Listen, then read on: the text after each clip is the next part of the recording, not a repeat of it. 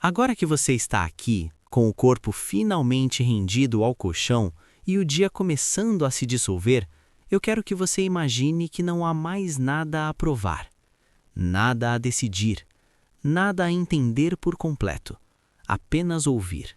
Apenas deixar as ideias passarem como nuvens lentas em um céu noturno. Existe um momento, logo antes do sono, em que a mente fica mais honesta. As defesas baixam, as histórias que contamos durante o dia perdem a força. E é nesse espaço silencioso, quase sagrado, que certas verdades conseguem se aproximar sem machucar.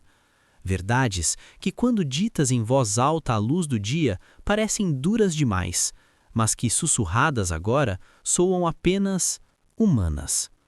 A mente humana é um lugar curioso.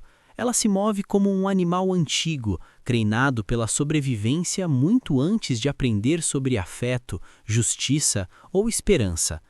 Pense nela como uma fogueira acesa em uma caverna. O calor conforta, a luz protege, mas o medo de que o fogo se apague nunca desaparece completamente. E talvez seja por isso que, ao longo da história, o medo sempre falou mais alto do que o amor. Maquiavel, observando os homens de longe como quem observa um rio escuro à noite, percebeu algo que quase ninguém gosta de admitir sobre si mesmo. Ele disse, em essência, que as pessoas obedecem mais prontamente ao medo do que ao amor. Não porque sejam más, não porque sejam frias, mas porque o medo parece mais confiável quando tudo o resto falha. E enquanto você escuta isso agora, talvez uma parte de você reconheça esse padrão sem esforço, não como teoria, mas como memória. Pense nas vezes em que você se manteve em um lugar que já não te fazia bem. Um trabalho, um relacionamento, um papel que você já tinha superado. Muitas vezes, não foi o amor que te manteve ali. Foi o medo de perder, de falhar, de decepcionar, de não sobreviver ao vazio que viria depois. O medo fala com uma voz urgente. O amor, quase sempre, fala baixo. O amor sugere, o medo ordena. A mente cansada prefere ordens claras. Elas parecem seguras, elas parecem sólidas, como paredes grossas que não deixam o frio entrar. O amor, por outro lado, exige algo mais difícil quando estamos exaustos: confiança. E confiar, no fundo, é aceitar que não temos controle absoluto. Maquiavel não falava de monstros, ele falava de pessoas comuns, pessoas como você, como eu, pessoas que, quando estão sob pressão, quando sentem o chão tremer, recorrem ao que parece mais estável. E o medo, mesmo sendo desconfortável, é previsível. Ele promete proteção, mesmo quando mente. Imagine agora sua mente como uma criança acordada tarde da noite. O quarto está silencioso demais. As sombras parecem maiores. Se alguém entra e fala com firmeza dizendo: "Fique quieto, está tudo sob controle", essa criança obedece, não porque se sente amada, mas porque se sente contida. O amor chegaria diferente. O amor sentaria ao lado da cama, esperaria. O amor não força o sono.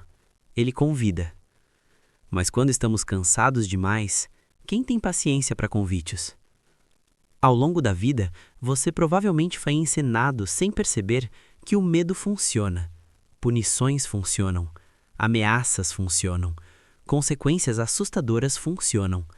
E, de certa forma, funcionam mesmo. Elas moldam comportamentos rapidamente. Elas criam ordem. Mas o custo disso quase sempre é silencioso. Vai se acumulando devagar, como poeira em cima de móveis antigos. Talvez por isso tantas pessoas confundam respeito com medo, confundam autoridade com intimidação, confundam controle com segurança. E talvez você tenha vivido isso por dentro.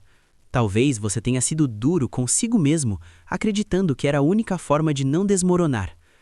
Talvez tenha usado o medo como combustível, dizendo a si mesmo que precisava aguentar mais, fazer mais, ser mais, ou perder tudo. O medo se torna um gerente eficiente, mas um péssimo amigo. Maquiavel observou reis e líderes, mas o que ele descreveu se repete em escala menor, dentro de cada pessoa. Existe um pequeno governante dentro da sua mente, tentando manter tudo em ordem. E quando ele sente que pode perder o controle, ele não escolhe o amor, ele escolhe o medo, porque o medo não perde tempo, ele impõe. E agora, aqui, enquanto sua respiração começa a desacelerar, talvez você consiga perceber algo diferente. Talvez você consiga sentir o quanto isso cansa. O medo mantém você alerta. O amor permite que você descanse. O medo diz não erre. O amor diz você pode errar. O medo diz seja forte. O amor diz você pode deitar. E é curioso como, mesmo sabendo disso, a mente ainda respeita mais o medo. Talvez porque o amor não grita. Talvez porque o amor não ameaça ir embora. Talvez porque o amor não prova seu poder através da dor. A mente primitiva foi moldada em tempos em que errar significava morrer. Amar não garantia abrigo. Temer, sim. E essa herança ainda pulsa em você, mesmo agora, deitado, seguro, no silêncio da noite. Mas há algo que Maquiavel não podia prever completamente. Ele não viveu para ver o cansaço emocional do mundo moderno. Não viveu para sentir como o excesso de medo, repetido por anos, começa a corroer por dentro. Não como um ataque, mas como um desgaste lento. Você sente isso às vezes, como se estivesse sempre se preparando para algo ruim. Como se relaxar fosse perigoso. Como se baixar a guarda fosse um luxo que você ainda não merece. E ainda assim, aqui está você. O dia acabou, nada de terrível aconteceu, e por alguns minutos, talvez seja possível experimentar outra forma de autoridade interna, uma que não governa pelo medo. O amor, quando aparece na mente cansada, não vem como um discurso, ele vem como permissão. Permissão para respirar fundo, permissão para não resolver tudo hoje, permissão para deixar perguntas sem resposta. Talvez o maior erro não seja respeitar demais o medo, mas esquecer que o amor também pode ser firme. O amor também pode sustentar, só que ele faz isso sem violência.